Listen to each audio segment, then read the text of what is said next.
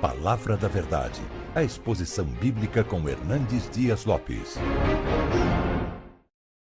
Irmãos queridos, é um grande privilégio poder partilhar com vocês nesta manhã a palavra de Deus. Me sinto muito honrado de estar aqui com vocês. A minha expectativa é que o Deus de toda graça nos visite, nos reanime o coração e encha a nossa alma de fervor espiritual. Eu vou ler no texto de 1 Reis 17. 1 Reis 17. Eu não sei se o som está chegando a você. Está chegando bem? Está baixo? Quem poderia cuidar do som para nós? Eu também, está baixo aqui para mim. 1 Reis 17. Vai melhorando à medida que for falando, né? Muito bem, amados. Então vamos ler esse texto. Nós vamos ler até o versículo 10. 1 Reis 17, de 1 a 10. Então Elias, o tesbita, dos moradores de Gileade, disse a Acabe: tão certo como vive o Senhor, rei de Israel, perante cuja face estou, nem orvalho nem chuva haverá nesses anos, segundo a minha palavra. Veio-lhe a palavra do Senhor dizendo: retira-te daqui, esconde junto à fonte de Querite, junto à fonte e à torrente de Querite, fronteira ao Jordão. Beberás da torrente. E ordenei aos corvos que ali mesmo te sustentem.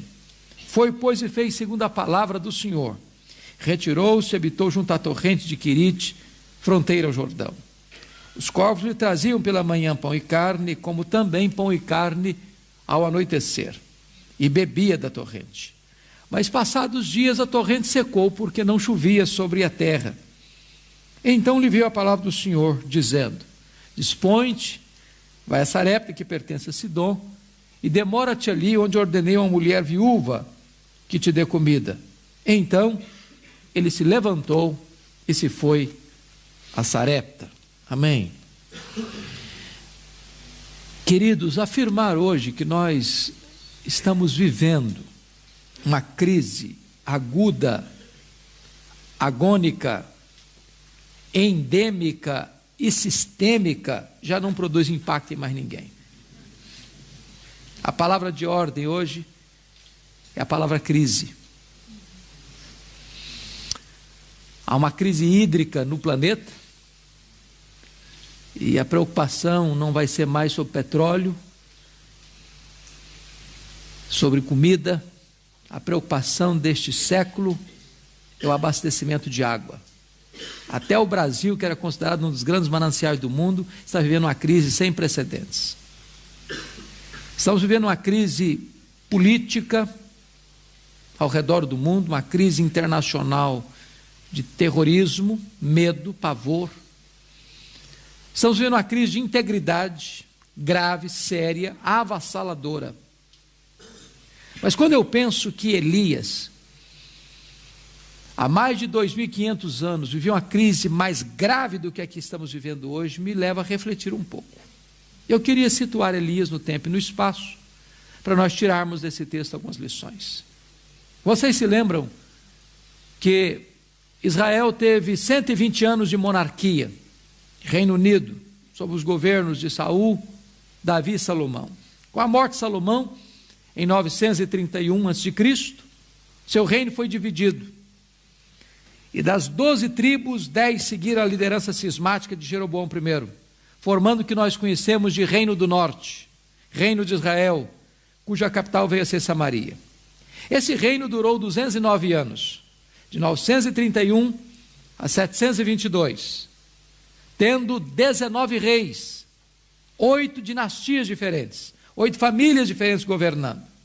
O que é curioso é que nenhum desses reis andou com Deus. Todos foram maus, todos foram ímpios, todos foram idólatras, todos foram perversos. O que nos chama a atenção é que o rei que governa agora na época de Elias é considerado o pior rei de Israel. E se não bastasse isso, casou-se com a pior mulher do mundo. Jezabel era feiticeira, era assassina e era mandona, o rei era apenas um boneco na sua mão.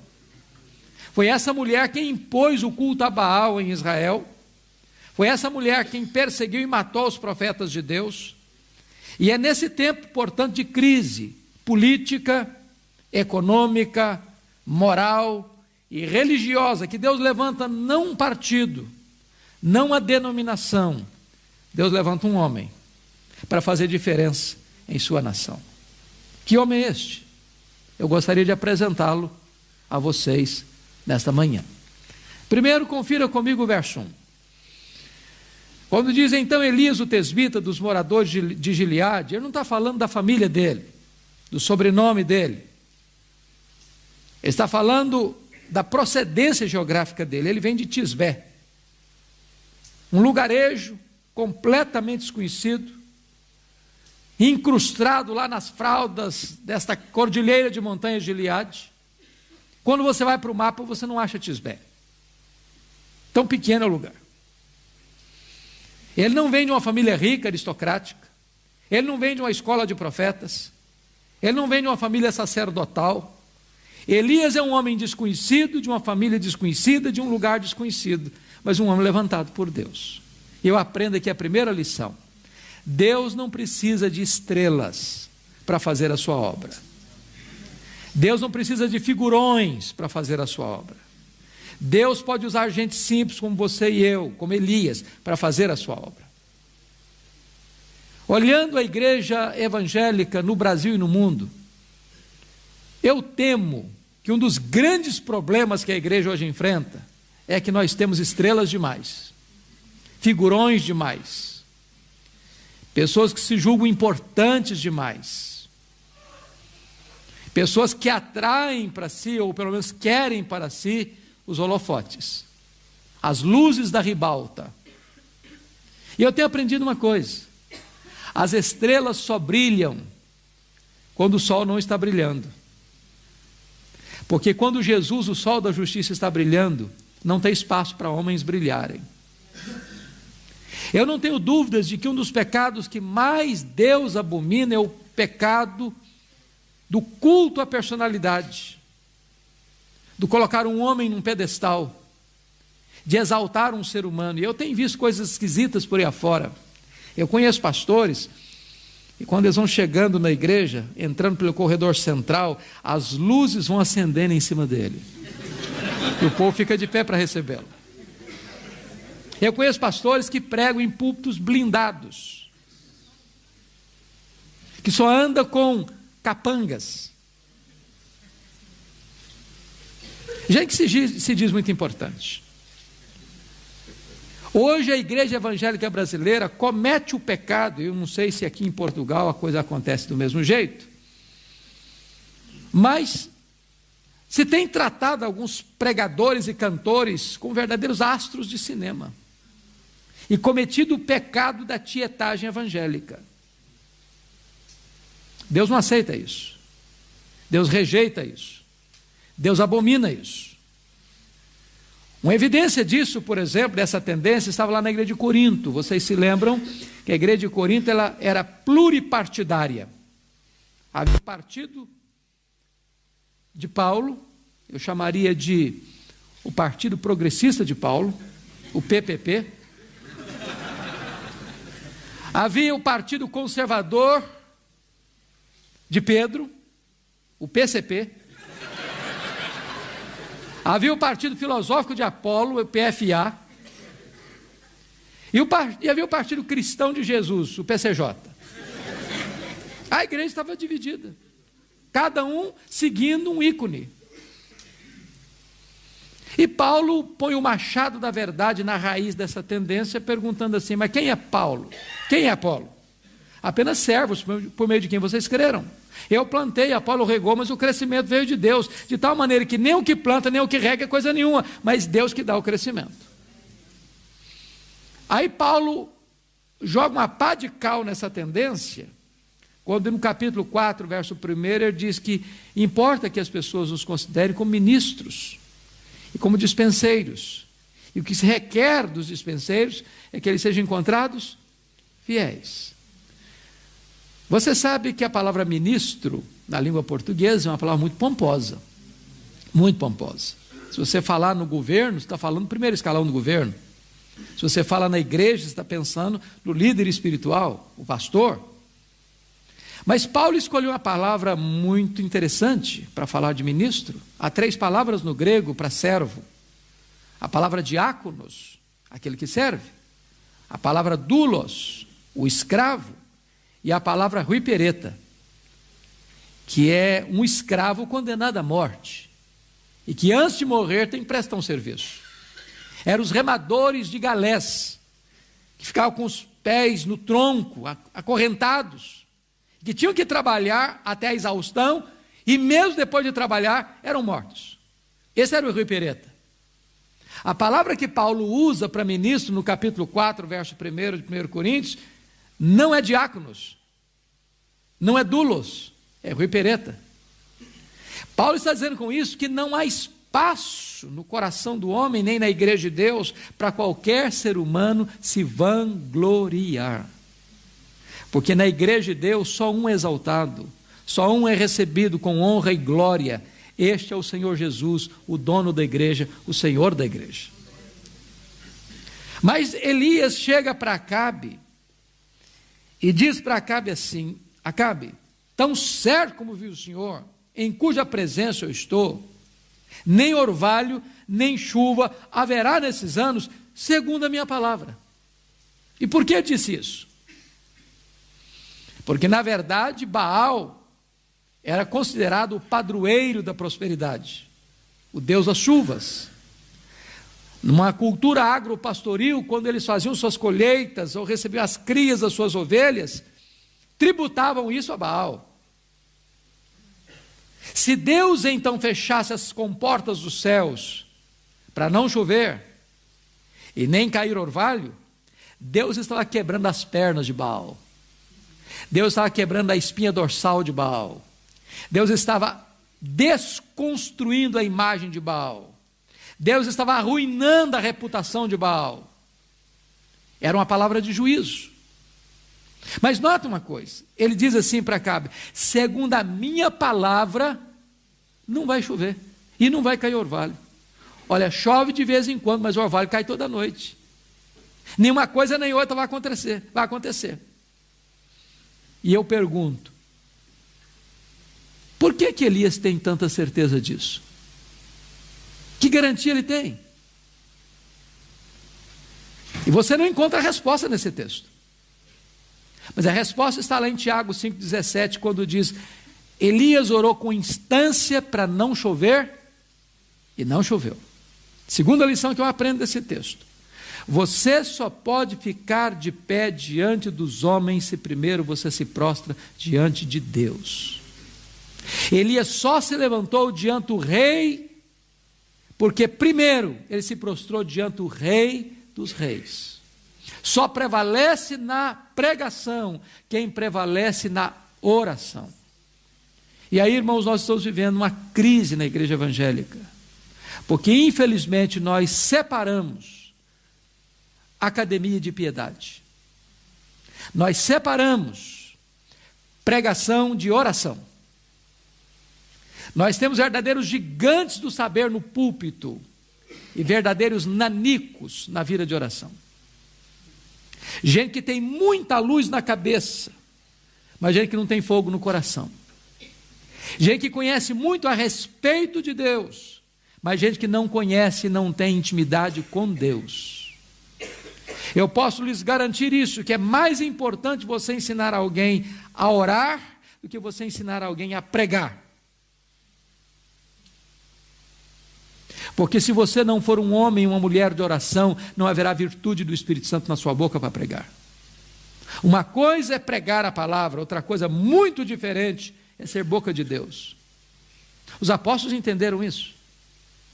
Quando lê em Atos 6,4, há um divisor de águas na história do cristianismo, quando os apóstolos resolveram e disseram: quanto a nós nos consagraremos.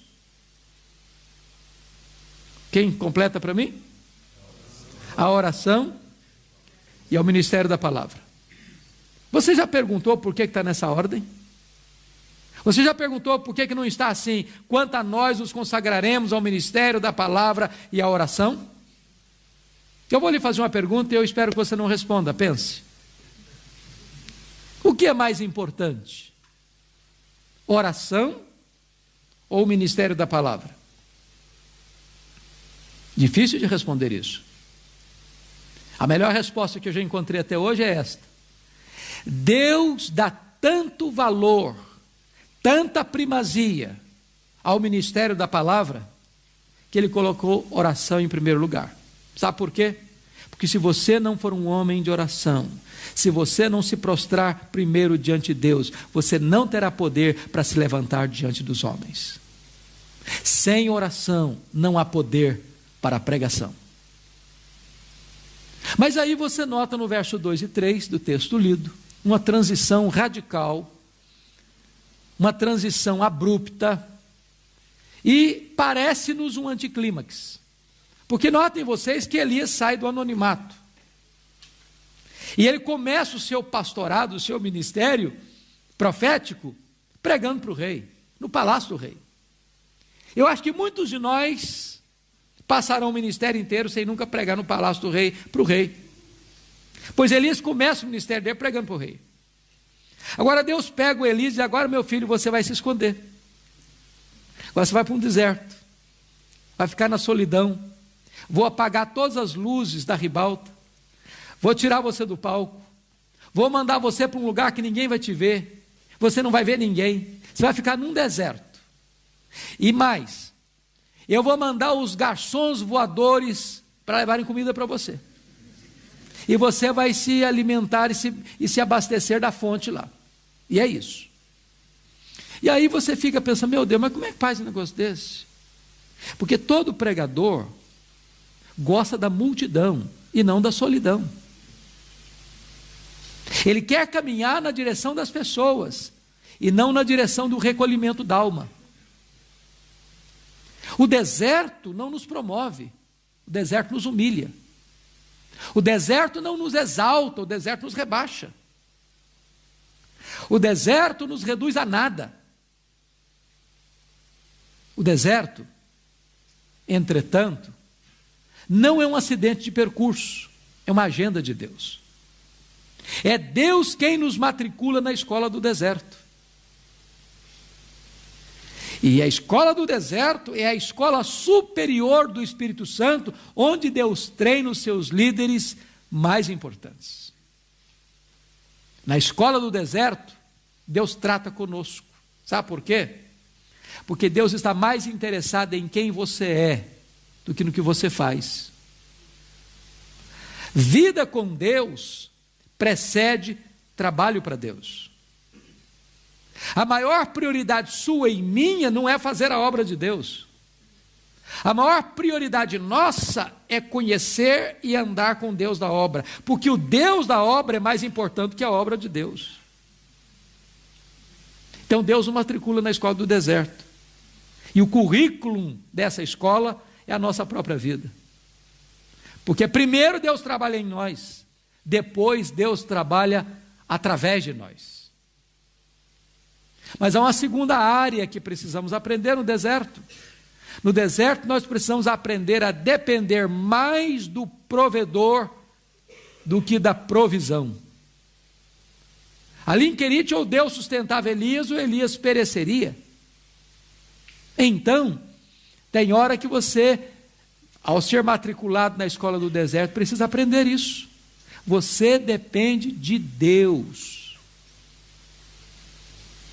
Mais do que das pessoas, mais do que de você mesmo. Sua provisão vem de Deus. O que é curioso que o verso 7 diz que Elias, estando onde Deus o mandou estar e fazendo o que Deus o mandou fazer, a fonte que o abastecia secou. E o que você vai fazer quando a sua fonte seca? Eu quero dizer para você que quando a sua fonte seca, Deus sabe onde você está, Deus sabe para onde você deve ir, e Deus sabe o que você deve fazer. A sua fonte secou, mas o manancial de Deus continua jorrando. A sua despensa pode estar vazia, mas os celeiros de Deus continuam cheios. Deus coloca você nessa situação para que você entenda e aprenda que você depende mais do provedor do que da provisão. Eu queria ilustrar isso com uma experiência pessoal. No ano 2000 eu fui para os Estados Unidos com a minha família, para Jackson, Mississippi, para fazer meu curso de doutorado em ministério, na área de pregação. E a igreja que eu pastoreio há 30 anos, votou naquela ocasião uma verba para o nosso sustento, dinheiro para o nosso sustento. O valor acordado na época foi $2.300. E eu fui com a expectativa de encontrar pelo menos minha bolsa, não encontrei bolsa de 1 centavo. Bom, desses 2.300 eu tinha algo a deduzir, claro. Primeiro que todo pastor, penso, deve ser dizimista. Se não é, pelo menos deveria ser. Então, se eu recebia 2.300, eu já deixava $230 lá na secretaria, na tesouraria da igreja. Recebia 2,70. Nós temos uma pessoa que mora conosco há mais de 25 anos, é uma secretária, uma senhora já idosa, e eu achei que não seria justo da minha parte desampará-la, então continuei pagando o saláriozinho dela. Quando eu chego, eu deixo uma missionária morando no nosso apartamento em Vitória, com o compromisso de pagar o aluguel, e ela teve que mudar-se da cidade, eu tive que pagar o aluguel também do apartamento. Então, desses 2.300 eu recebia líquido 1.200, 1.300 no máximo. Quando eu chego em Jackson, Mississippi, eu tomo alguns sustos. Primeiro, não tinha bolsa, nem 1 centavo. Segundo, não tinha transporte público, tive que comprar um carro velho. Terceiro, naquele ano não tinha escola pública, tive que botar os filhos numa escola particular. Quarto, eu tinha que pagar a escola de inglês, porque eu fui para lá zerado de inglês. Quinto, tinha que pagar aluguel, tinha que pagar seminário, tinha que pagar. Bom, quando eu botei na ponta do lápis, nunca ficou inferior a 3.000 por mês. Eu trabalhava na escola onde os filhos estudavam, de madrugada, para limpar toda a escola, para ganhar um desconto de $200 por mês. Com 5 meses, me deu uma inflamação na mão, e eu não conseguia segurar a vassoura mais, nem o rodo, então eu tive que dispensar o trabalho, menos $200. O carro, que era velho, quebrou. Levei para a oficina para consertar, $1.350, não tinha dinheiro para pegar o carro da oficina. Não tinha mais dinheiro para pagar o seminário, não tinha mais dinheiro para fazer compra para casa. Eu reuni minha família, eu não queria ser mais pesado para a igreja. Reuni minha família e disse, olha, nós temos 2 opções. Ou nós voltamos, porque já tinha visto lá os alunos que não conseguiam pagar o seminário, recebi uma gentil visita, dizendo assim, já que você não consegue, você está liberado para voltar para o seu país. Muito gentilmente. Ou nós vamos ajoelhar aqui e pedir a Deus um milagre, porque nós pregamos sempre que Deus é o Deus da provisão, então chegou a hora da gente experimentar isso na nossa vida. E nós nos ajoelhamos na sala, eu disse, Deus, nós sempre pregamos isso, o Senhor é o Deus Jeová Jireh, o Senhor é o Deus da provisão. Então, Deus, Tu sabes a nossa situação, nós não gostaríamos de voltar envergonhados, frustrados. Então, se o Senhor quiser, o Senhor pode abrir uma porta para nós. Nos levantamos dos joelhos ali, daqui a pouquinho o telefone toca. Eu recebi um convite para pregar na Pensilvânia, numa conferência. E eu fui para lá sem o dinheiro do lanche no bolso. Quando eu chego, quase terminando o congresso, na minha última palestra, quem estava dirigindo levantou e disse assim, meus irmãos, o pastor Hernandes é estudante aqui na América, e todo estudante é duro. Não precisa ser profeta para falar um negócio desse. Se alguém quiser ajudá-lo, fique à vontade. Eu saí daquele congresso com $5.500 de oferta.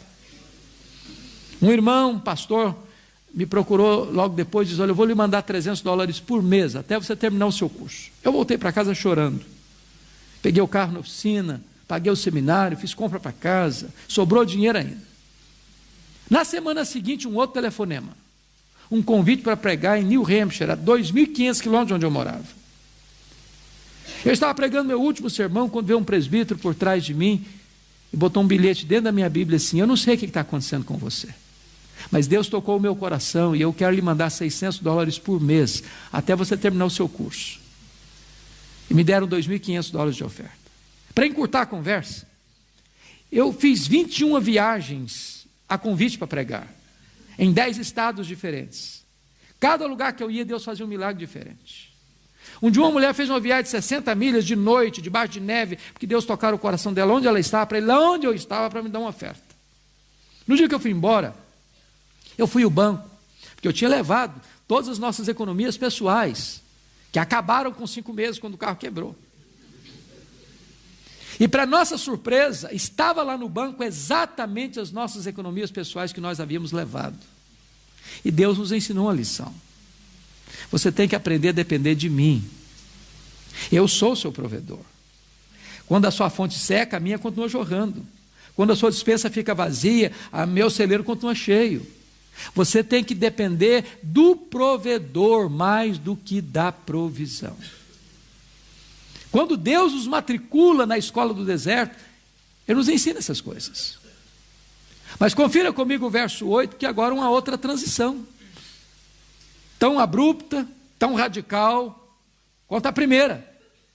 Deus levanta-te, dispõe-te, vá a Sarepta, que pertence a Sidom, e demora-te ali onde eu ordenei uma mulher viúva que te dê comida. Sabe o que Deus está dizendo para Elias aqui? Elias, aperta os cintos, meu filho. Porque você acabou o estágio do deserto, agora eu vou matricular você no estágio mais avançado. Agora eu vou jogar você na fornalha. Agora eu vou jogar você no fogo. Sarepta significa fornalha, cadinho, fogo. E notem vocês que Sarepta não ficava em Israel. E Elias ficou esse tempo todo em Querite escondido. Escondido de quem? Escondido por quê?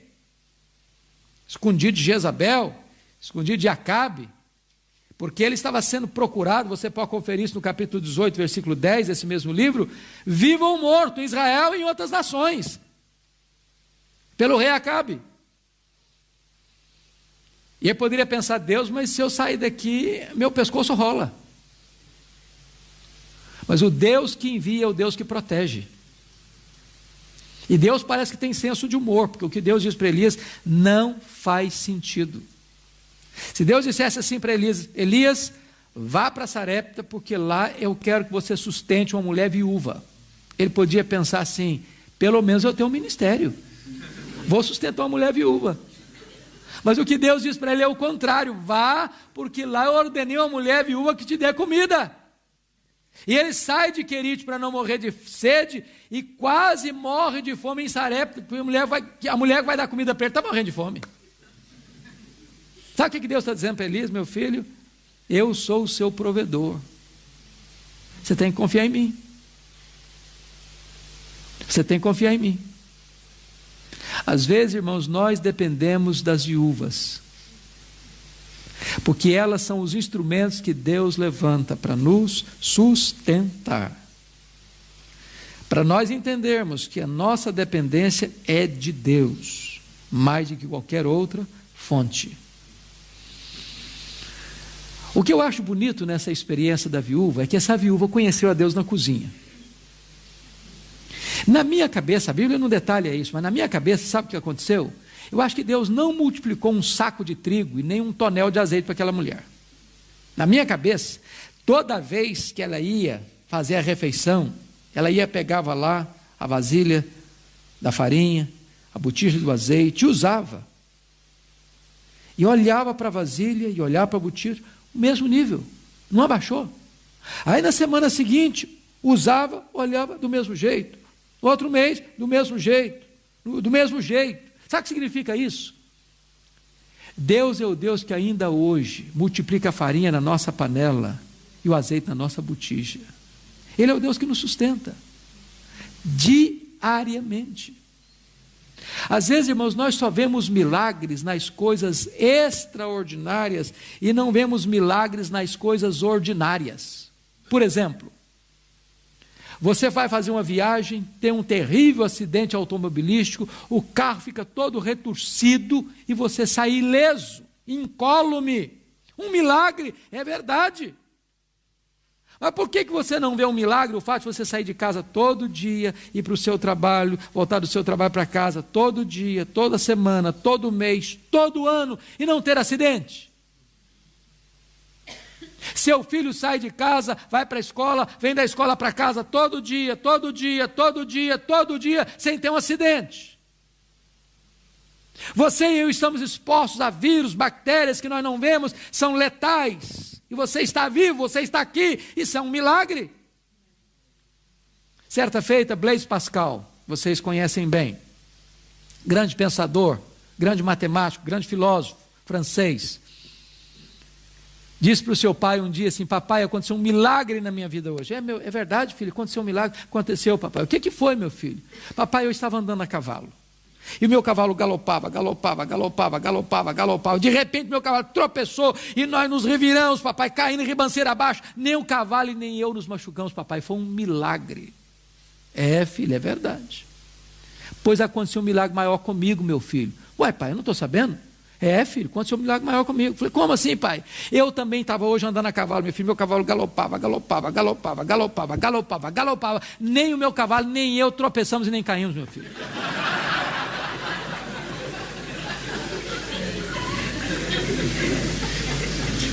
Às vezes, você não vê o sustento diário da sua casa como um milagre de Deus. Às vezes você não vê o fato de você dormir e acordar todo dia, toda noite, como um milagre de Deus. Às vezes você não vê o fato de seu filho ir para a escola e voltar da escola todo dia, como um milagre de Deus. Deus é o Deus que age extraordinariamente na ordinariedade da nossa vida. Mas é curioso que na mesma casa onde acontece um milagre, também acontece uma tragédia. Porque o filho único dessa viúva adoece e morre.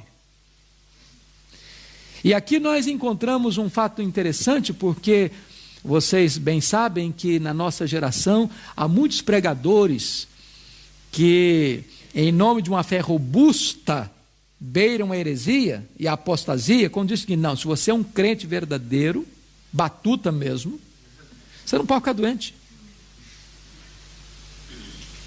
Porque Jesus, como levou os seus pecados, levou também as suas doenças. Então, já que você é justificado pela fé, então você também tem que declarar: estou curado e pronto. O problema é que alguns desses pregadores ficam doentes e têm que ir escondidos para o hospital. Eu quero dizer para você que crente enfrenta problemas. Crente bate carro.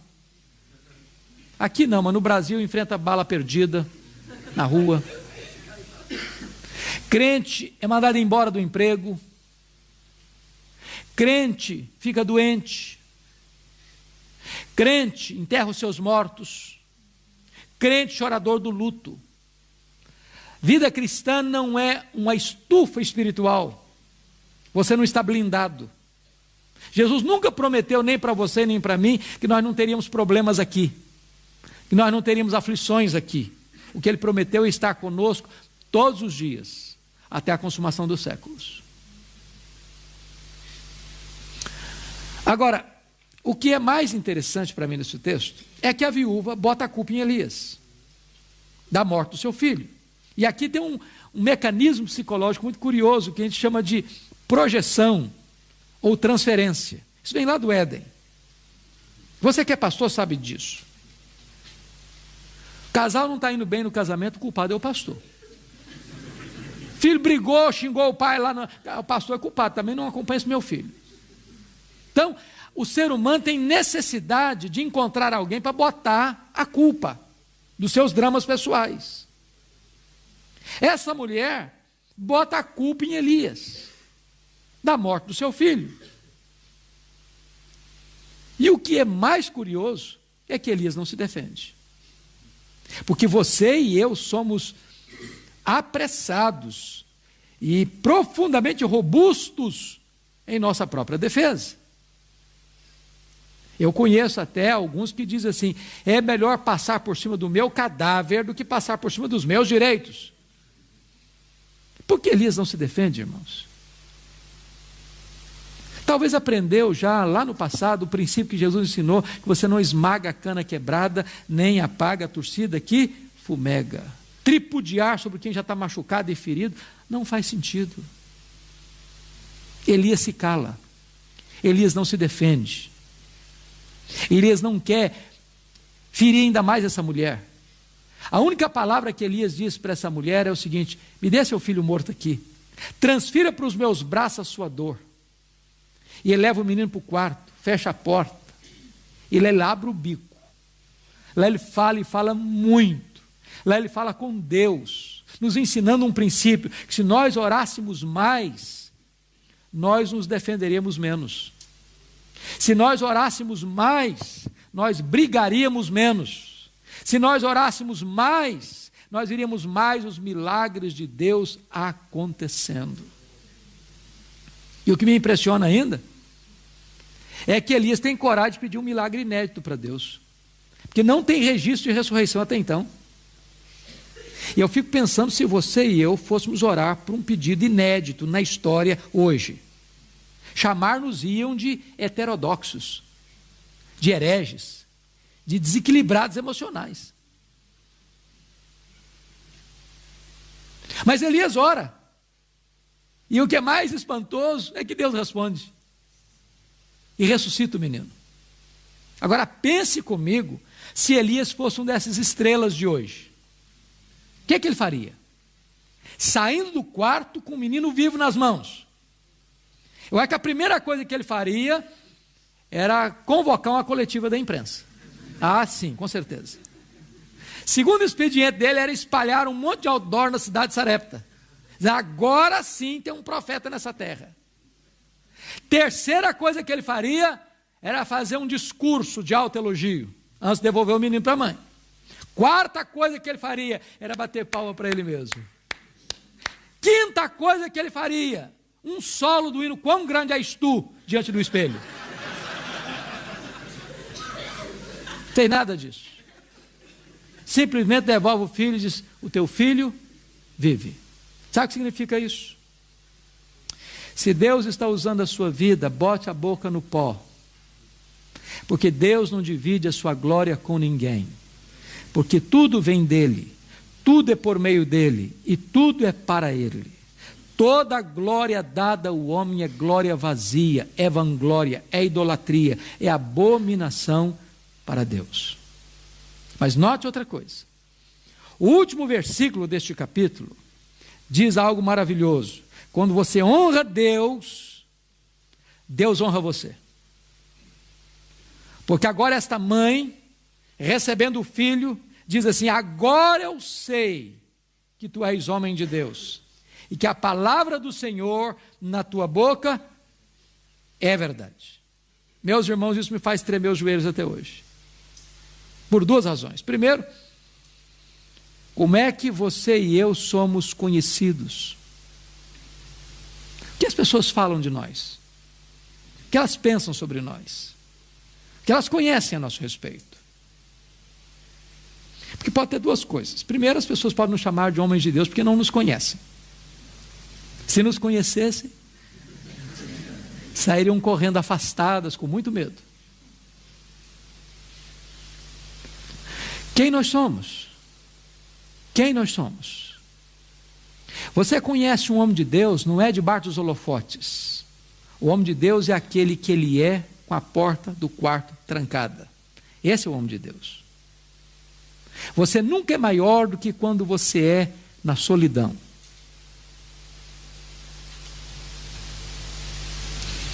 Nós temos homens cultos, nós temos homens famosos, nós temos homens estrelas. Escasseiam-se os homens de Deus. Homens de Deus. Um homem de Deus pode fazer imensa diferença. Imensa diferença na sua geração. Homem de Deus. Homem consistente. É o mesmo homem em casa, é o mesmo homem na igreja, é o mesmo homem no trabalho, é o mesmo homem no lazer, é o mesmo homem na multidão, é o mesmo homem na solidão, é um homem de Deus. Mas a segunda fala ainda é mais contundente ainda. Agora eu sei que a palavra de Deus na tua boca é verdade. Então significa que a palavra de Deus pode não ser verdade na minha boca?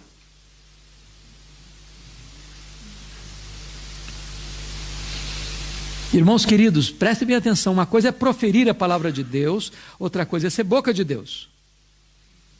Lá em Jeremias 15, 19 diz assim: se tu te arrependeres, eu te farei voltar e estarás na minha presença. Se apartares o precioso do vil, serás a minha boca. Vocês já pararam para perceber que alguma pessoa chega, um pregador chega e prega uma verdade, não acontece nada. O outro chega e prega a mesma verdade e os corações se derretem? Por que isso? É porque um é boca de Deus, o outro não é.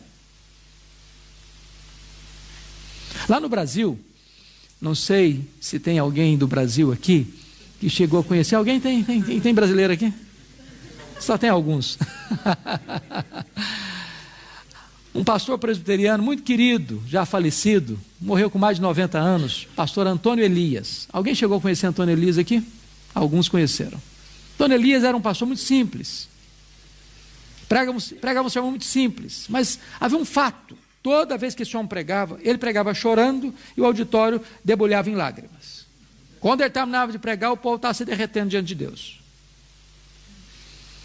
E ele estava pregando um dia num congresso, conferência como essa, há muita gente. Aí quando ele terminou de pregar, oportunidade para as pessoas fazerem perguntas a ele.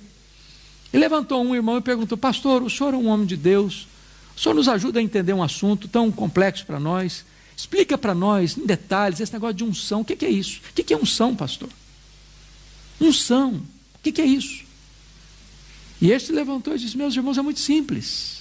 Unção significa o seguinte: é que uns são, outros não são. Isso é isso, é só isso, pronto.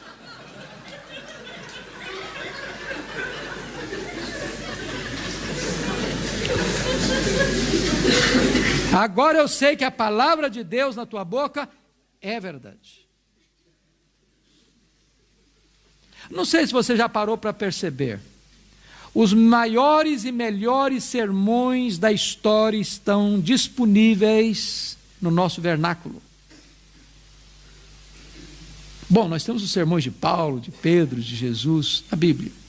Temos os sermões de João Crisóstomo, sermões de Aurélio Agostinho, sermões de João Calvino, sermões de Martinho Lutero, sermões de John Owen, sermões de Jonathan Edwards, sermões de João Wesley, sermões de Charles Haddon Spurgeon, sermões de Mark Lloyd Jones, e etc, e etc, e etc.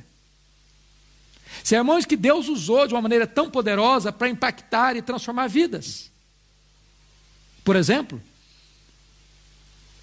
Pecadores nas Mãos de um Deus Irado, de Jonathan Edwards. Ele pregou esse sermão, depois de orar e jejuar por alguns dias, diante de um grande auditório, e ele segurava o esboço numa mão, a lamparina na outra mão, e lia o sermão.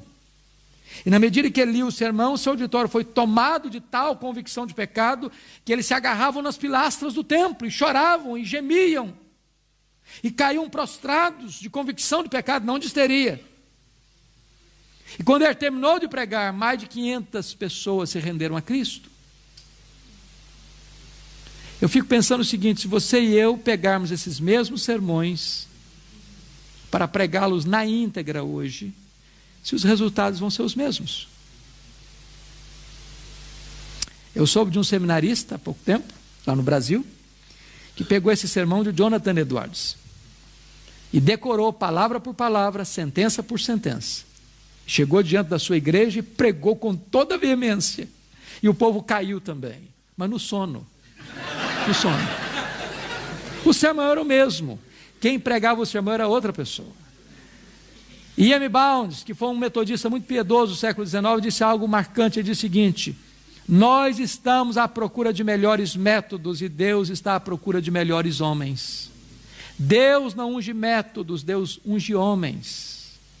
Esses homens mortos tiram de si sermões mortos, e sermões mortos matam.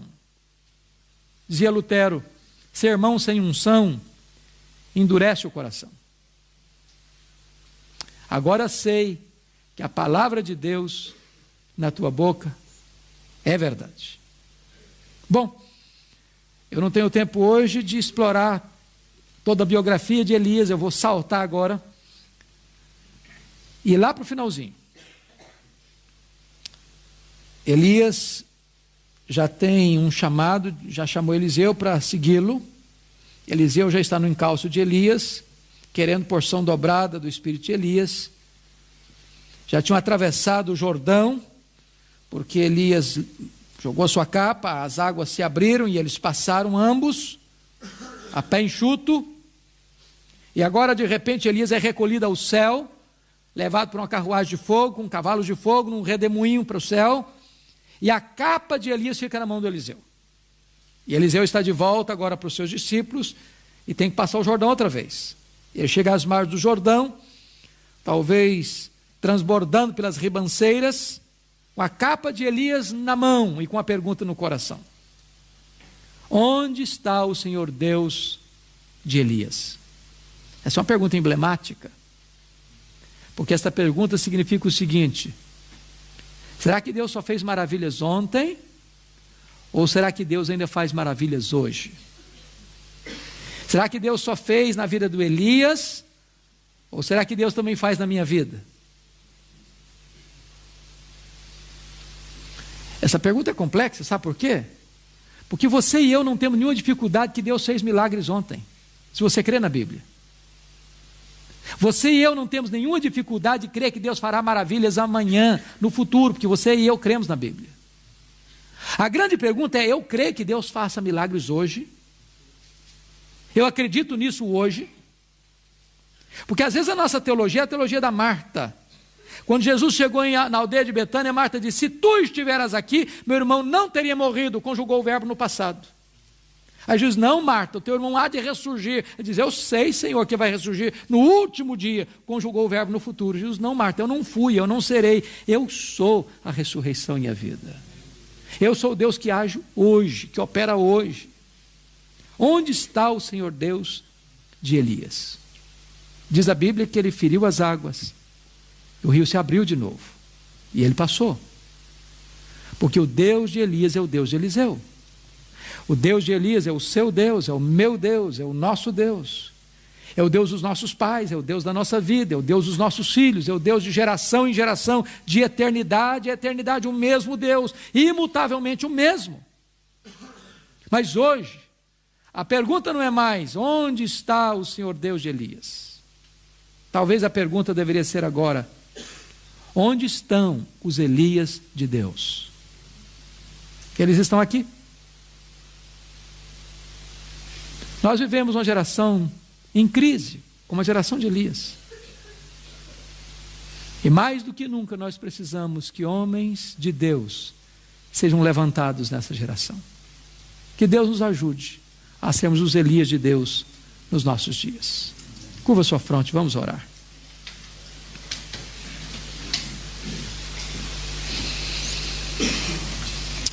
Rendemos-te graças, Pai, pela tua palavra, porque ela é a verdade, e ela nos santifica, e ela é poderosa, e a tua voz é irresistível. Deus, nós estamos aqui carentes da tua graça, necessitados de um toque da tua mão, porque nós não queremos, Deus, botar o nosso ministério no piloto automático, sem experimentar a manifestação extraordinária do teu poder na nossa vida. Nós não queremos apenas ouvir falar, nós queremos experimentar. Nós não queremos nada que não venha da tua parte, mas nós não queremos também ficar aquém daquilo que tu tens para nós. Então, Deus, por amor do teu nome, revela-te a nós, manifesta-te a nós. Não estamos falando daquela presença que tu tens em toda parte do universo, porque tu és onipresente. Nós estamos falando daquela presença manifesta, poderosa, inconfundível, impactante, para fazer uma mudança radical na nossa história, para ser um divisor de águas na nossa vida. Nós não queremos, Deus, viver uma vida rasa, medíocre, pobre espiritualmente, escassa.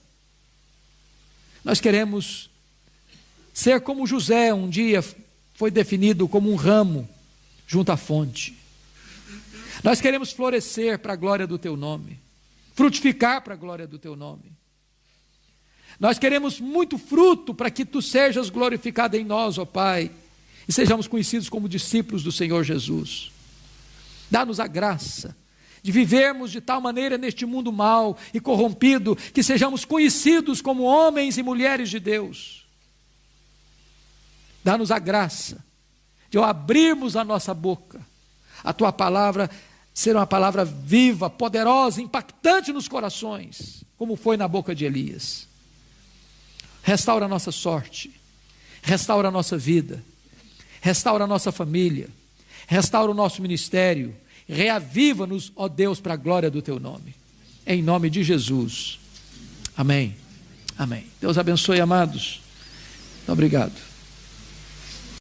Palavra da Verdade. A exposição bíblica com Hernandes Dias Lopes.